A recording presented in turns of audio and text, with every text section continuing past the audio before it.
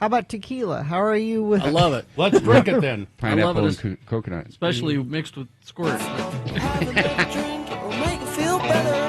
Have another drink, it'll feel alright. If you feel down and you're under the weather, have another drink and you feel alright. Well, here he is, the benevolent overlord of the Wine Academy of Utah. He's Jimmy Santangelo. You can find all things Jimmy at wineacademyofutah.com. And he's here at the graces of Arete Tequila. Embodies Arete. Yeah. Arete. Yeah. Embodies the spirit of the namesake Arete. Oh, it's a horse. Yeah. A legendary horse. And nobody... Now you're interested. Now I'm interested. That Pour me some. That clinched a double gold in the 1948 London Olympics. Now I'm happy. Now you're in. Nothing says St. Patrick's Day to me like tequila. Thinking ahead. That's Where the South meets the North. Yeah. So tell us about this Arete. Yeah, Arete. So this is a tequila from Jalisco, a state in Mexico. They're using a they're double distilling. They're distilling using exceptional water source from the Tequila volcano. This is from one of the oldest distilleries in that area, the El Lilano distillery. This guy, so you have Arete Blanco in a 1,000 milliliter bottle already at the store. This is brand new, available, 70 bones and $70. Arete, this is their 101, so 101 proof or 50.5 It's a beautiful alcohol by volume. Yeah, this is Put just out your great. cigarette. This is an excellent, neat, just really aromatic. Just on the nose, you get salt, lime. I know it almost tastes kind of like smells lime almost. It does it? Yeah. Yeah, and peppery. peppery. Kind of peppery. Great for cocktails because that proof really comes through. And a little black licorice, but then I realized it's because I just ate a piece of black licorice. Oh, nice. Well, it is one of the characteristics, frankly. Yeah, and but it's when you have a stronger tequila, it's going to be a bold flavor. There's no getting around it. Yeah. But that's the point. We're starting to see some of our alcohols a little higher proof. That clean of the spirit, in this case, the agave of the base material, really comes through.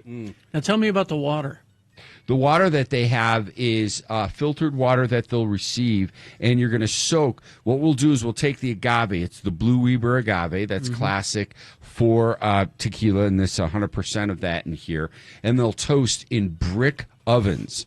Toast it, dry it out, chop it up, and then add to this local water. So you're getting this nice minerality to it, and that's when you're and that's when you're warming it up, and then you initiate fermentation. At that point, wash it off, and then go into distillation. Now, you put this over some ice. I did. Would you not normally do that? Yeah, a cube or three, depending on your palate. I know it's, the sun's coming up right now, so we wanted to soften it up for you. Thank you. I was telling Carrie that I wanted to stop at the store on the way, and I ran out of time to get him some squirt, because I know you like it. That would with, be perfect. A Fresca, squirt, a 7-Up, whatever the case is. It's powerful. I used to drink a lot more Fresca than I do now. No, this is really tasty. I'm glad you backed off on the Fresca, though. Yeah, it was getting to be a habit. was. It was. Yeah, we were going to have a Fresca intervention. Well, it was the half vodka, half Fresca. Oh, that's right. It was the vodka that was the problem, really. Use this in cocktails as well, I would assume? use this in cocktails. This is, that pepper really does come It through. is coming, isn't it? Yeah, that's really nice. That's, at 101 proof or 50.5 ABV, that is much smoother than you would expect. That's It really is, quite actually. nice. When you said 101, Yeah, I keep was away from open flame. I was bracing myself, but then I Right. think the ice cube. No, the cube totally Took the edge off softens it up. Yeah. Very nice. Great tequila available at the store. $70. That's a very nice tequila. Yeah. And a beautiful label and bottle. Arete. Get it now. It's a product of Mexico. That's right. What the hell you say? Yeah. Now, we do have St. Patrick's Day coming. Yes. Or as I like to refer to it, amateur hour.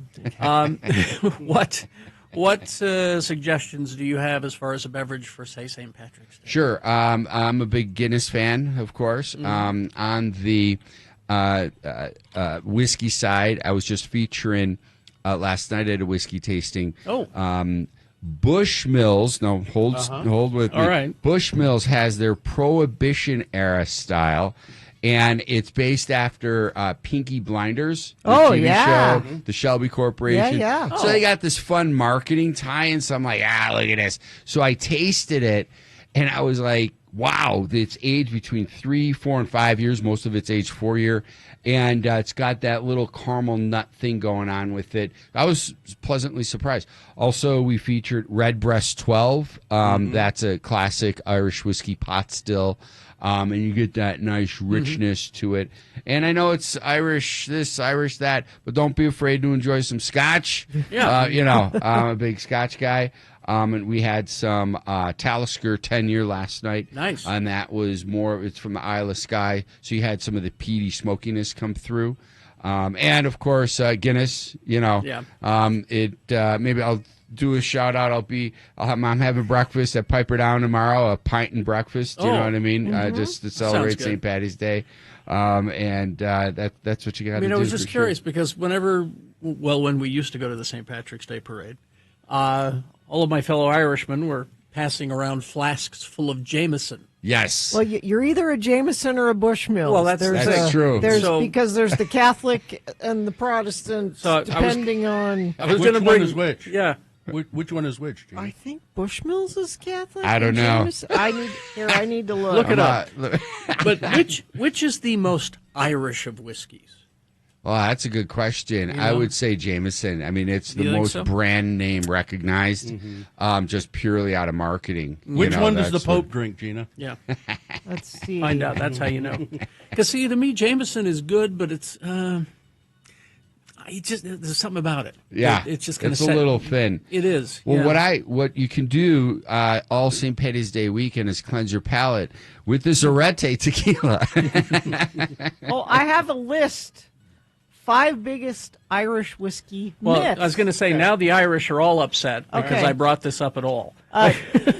Myth number 1: Okay. Jameson is Catholic, Bushmills is That's a Protestant. myth. Okay. The Bushmills is located in a predominantly Protestant Northern Ireland. Jameson produced in the Catholic Republic of Ireland. So it is true. But this says this could be no further from the truth. So, Sounds true to me. If you're making your whiskey in the Protestant sector, you're the Protestant. master distiller for Bushmills is Catholic. The master distillers and founder, the eponymous founder of Jameson, John Jameson, was Protestant. All right, then. That settles it, doesn't it? Scotch is better than Irish whiskey. This is a myth, Jimmy. It says right here. Jimmy. This is obviously I didn't a say list. it was better. This is I said obviously don't be afraid to a have list some. put together by an Irishman. Number 3. Yeah. Irish whiskey is only good for shots. You would probably say Oh, no. yeah. No, yeah. No, it's No. also good for Cocktails. bathing. Exactly. And all Irish whiskeys taste the same. No, Oh, yeah, no, Yeah. no. That's a good list. That's a good list. All right. Listen, Jimmy, we know you have a lot of Yeah, events what do you coming got? up. Let's see what we got here. March, rounding out the month next Thursday. Tracy Aviary, Wine Takes Flight. We're featuring Zodiac Signs and Wines. That's right. Saturday, 3/22 on Saturday. Literary Libations at the Ken Sanders Bookstore. That's located at Leonardo Museum. We're featuring the readings of Willa Cather. And you can attend this. It's like the coolest. I wanted to call this Books and Booze, but we called it Literary Libations. And you see some sparkling wine, charcuterie, and a beverage, and hear the talking of Ken Sanders about the book. And Where do you get I'll be tickets? on stick. You go right to Ken Sanders Rare Books, and you can buy tickets under their event page. And then also on 3/27 the following Thursday, I'm back at the Leonardo Museum for Leo Libations for a multi-course wine dinner. And, of course, you can go to wineacademyofutah.com to schedule your in-home wine event Yes. at any time. So I was telling people when yeah. we were at our thing up at the U. That's I said, right. Jimmy can do this in your house. in the comfort of your own home. That's right. We've all done it. With a lot fewer people. Exactly. Someone suggests Jameson and cream soda. Oh, yeah. I can see that. All right. I'm trying to picture that. So I featured last night a Bailey's, and it was the salted caramel flavor Bailey's. A little dangerous, 17% alcohol by volume. yeah. Can't taste the thing. I think it's gonna be in my as my coffee creamer all weekend long. Oh, please. Yeah, might as well. I'll take some right now. All right, it's Jimmy Santangelo. You can find his stuff, wineacademyofutah.com. Have a great weekend, everybody. Thanks. Thank you, Jimmy. All right.